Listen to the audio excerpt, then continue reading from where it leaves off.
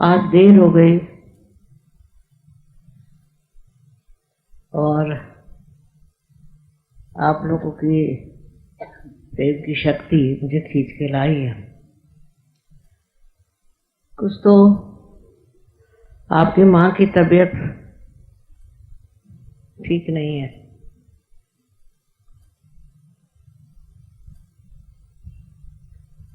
और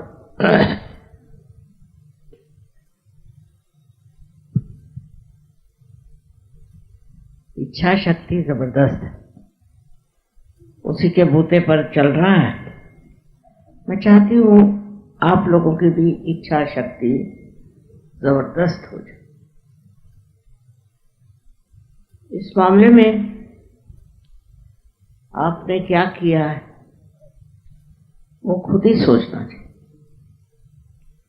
अपनी ओर नजर करके देखें कि आपने इसमें कौन सी मेहनत की। आप ध्यान करते हैं, ध्यान में आप गहनता लाएं और सोचिए कि आप एक संत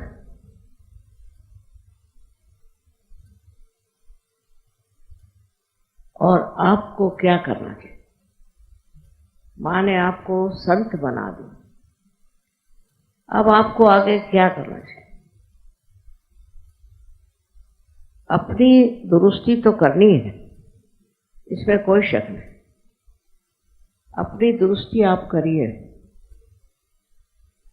पर उसके बाद जब वो फलीभूत हो गई और जब पूर्णत्व को आप पहुंच गए, तब आप क्या कर रहे हैं।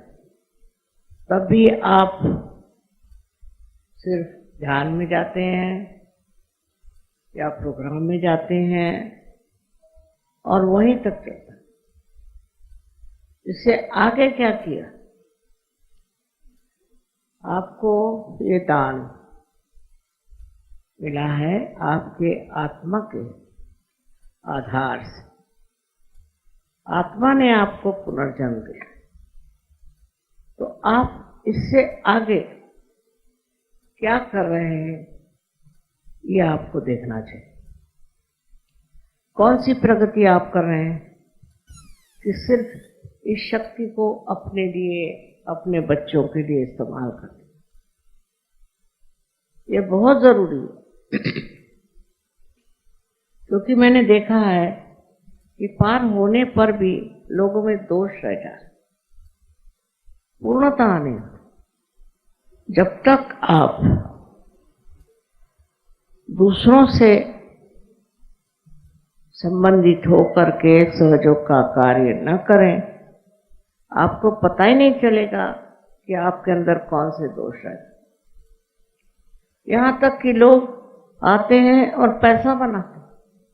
ऐसे बहुत से लोग हैं जो सहयोग में आने के बाद पैसा बनाते हैं, बाद में जरूर वो खुल जाते हैं, दिखाई देता है और बेकार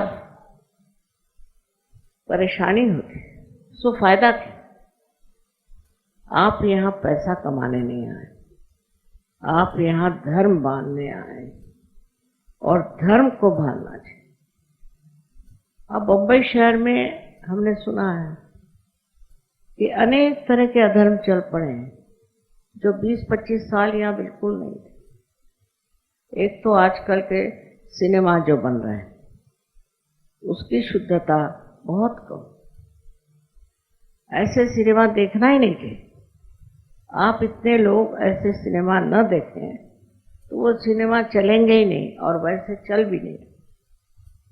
इसमें तुम वो हमारे ही दोष समझ लो, पर जो गंदे सिनेमा बनेंगे वो लोगों को पसंद नहीं।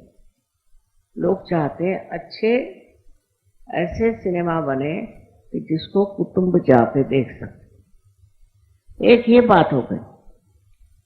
और भी अत्यंत क्लिच गंदे तरीके से लोग गंदी गंदी चीजें पढ़ते हैं।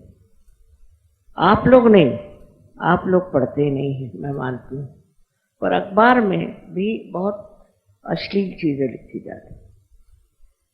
सो सबसे अपने को निर्मल करने पे लगे। सबसे बहुत है लोगों में कि उनकी आंखें चारों तरफ दौड़ने लगते हैं। जिनकी आंखें इधर उधर दौड़ती वो सहयोगी है ही नहीं। आंखें स्तब्ध निश्चल हो गई। ये पहली पहचान। अगर अब भी आंखें इसके तरफ उसके तरफ ऐसे दौड़ती हैं तो इसे कहना चाहिए अभी आप सहयोगी नहीं। दूसरे लालच। आप में अगर अब भी लालच बाकी है तो आप सहयोगी नहीं हो सकते, और ये लालच एक दिन खुल जाएगी। पहली चीज है लालच छूटनी चाहिए। पर कृष्ण ने तो कहा कि पहली चीज है गुस्सा छूटना चाहिए। जब तक गुस्सा आपको आए तो सोचना आप अभी सहयोगी नहीं। हमें किसी ने गुस्सा होते देखा नहीं। सब लोग कहते हैं माँ आप तो गुस्सा होते ही नहीं। और कभी कभी ऐसी बातें हो जाती कि उस पर किसी को भी गुस्सा आ जाए, मैं कहती क्या फायदा, गुस्से से कोई फायदा नहीं। आज बताना मुझे ये है कि आप अपनी ओर नजर करें और नजर से देखें कि आपके अंदर अभी तक कौन से दोष बचे हो। इसी को हम कहते हैं कि आप सफाई अपनी करो, निर्मल तत्व अपने अंदर आने लगे। उससे जो दोष है वो पूरी तरह से नष्ट हो जाए। क्या फायदा है इन दोषों को रखने से? उससे किसी को आज तक फायदा नहीं हुआ। अधिकतर लोग तो जेल ही चले गए, और जो नहीं गए हैं उनके ऊपर लोग थूकते हैं। इसलिए आप लोगों से मुझे बताना है एक ही बात कि आप दूसरों के दोषों की तरफ मत देखिए, अपने दोषों की तरफ देखिए और देखिए कि आप में क्या दोष है। गुस्सा आप में आता है, आप में अब भी आंख में लालसा है, और आपको अट्रैक्शन है सब चीजों के लिए, ये खरीदे वो खरीदे, ये लाए वो लाए। ये सबसे ज्यादा अमेरिका में था, लेकिन अमेरिका एकदम बड़े भारी आघात से दब गया। पागल जैसे ये खरीद वो खरीद, इसके घर जा उसके घर जा। हाँ, अगर खरीदना ही है तो ऐसी चीज खरीदो जो हाथ से बनी हो, जिसमें कल्पकता हो। ठीक है,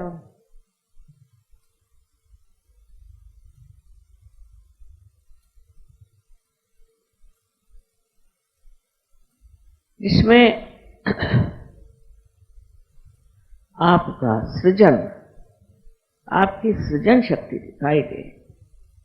ऐसे लोग बेचारे जो इतनी बढ़िया बढ़िया चीजें बनाते हैं उसको कोई नहीं खरीदता, फालतू की चीजें खरीदते। इन फालतू की चीजों से न तो आपका भला होगा और न ही उन लोगों का जो इतनी अच्छी चीजें बनाते। हर एक चीज में अगर आप कलात्मक हो जाए, घर में हर एक चीज जो आए वो कलात्मक होनी चाहिए। 50 बर्तन रखेंगे, एक कायदे का बर्तन नहीं। कारीगरों से ये जो बनी हुई चीजें हैं उनका संगोपन होना चाहिए। अगर आप सोचोगे बेकार की चीजें आप खरीदते रहते जिनका कोई अंत नहीं। यहाँ तक मैंने देखा है कि औरतें साड़ियाँ खरीदेंगी, साड़ियाँ पे साड़ियाँ, और एक भी साड़ी कायदे की नहीं।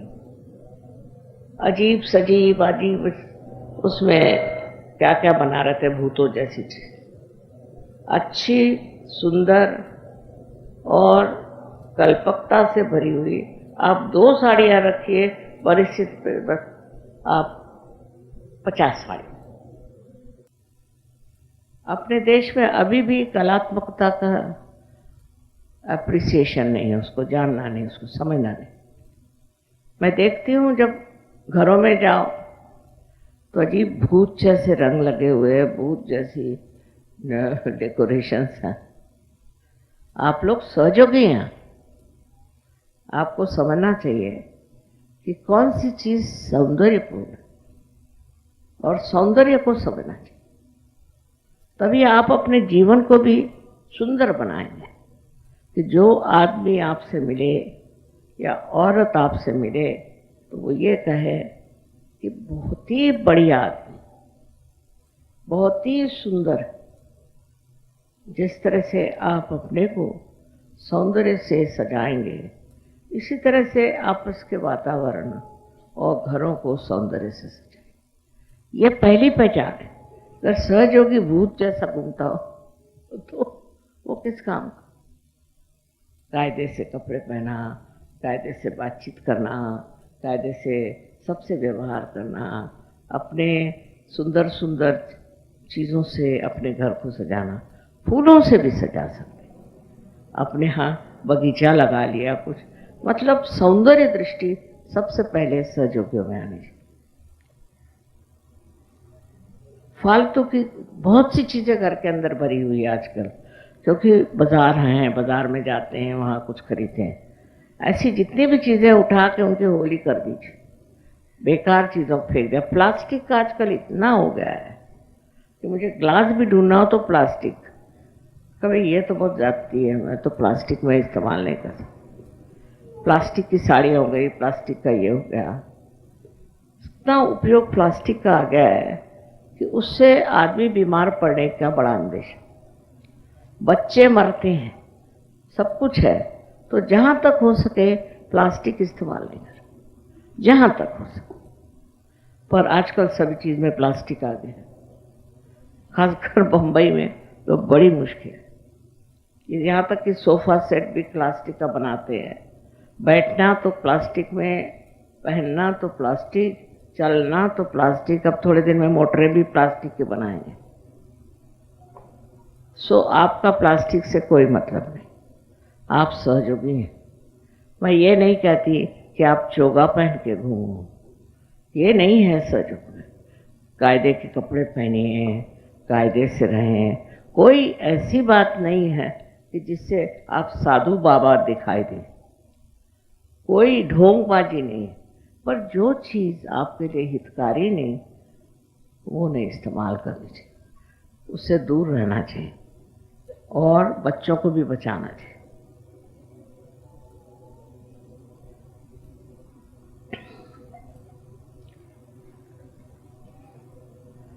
दूसरी बात सहयोग में मैंने देखा, सब लोग चाहते हैं कि मैं उनके घर जाऊं।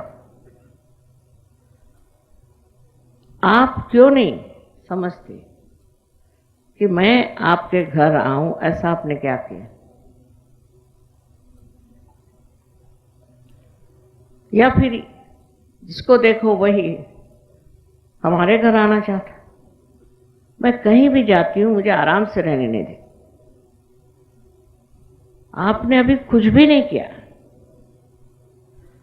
आप किसी भी तरह से ये इच्छा मन में रहने दीजिए और ये सोचिए कि अभी आपकी औकात क्या, आप क्या चाहते। ऐसी क्यों चाहत करना जिससे आपकी माँ को तकलीफ हो? ऐसे क्यों काम करना जैसे हम कहीं से आए आके सामने खड़े? ऐसा नहीं करें। समाधान अगर सहयोग में नहीं आया तो आप बेकार। जहां भी है मां हमारे साथ, इस प्रकार एक समाधानी वृत्ति होनी चाहिए, उसी से आपकी प्रगति होगी। जिस चीज की दुनिया में प्रगति होती है वो सब कुछ समाधान में रत है। जब आप समाधानी नहीं और पूरे समय आप दौड़ते रहें सबके सामने, उससे क्या फायदा? समाधान से जहां आप हैं वही मां। ऐसा जब आपको महसूस होगा तभी माना जाएगा कि आप सहयोगी। जहां बैठे हैं सामने आना, स्टेज पे चढ़ना, इसकी जरूरत नहीं किसी समाधानी आदमी। हमें सबके बारे में मालूम है, पर समाधान ऐसी चीज है कि जिससे गहराई में आप मुझे पा सकते और मैं आपको जान सकती।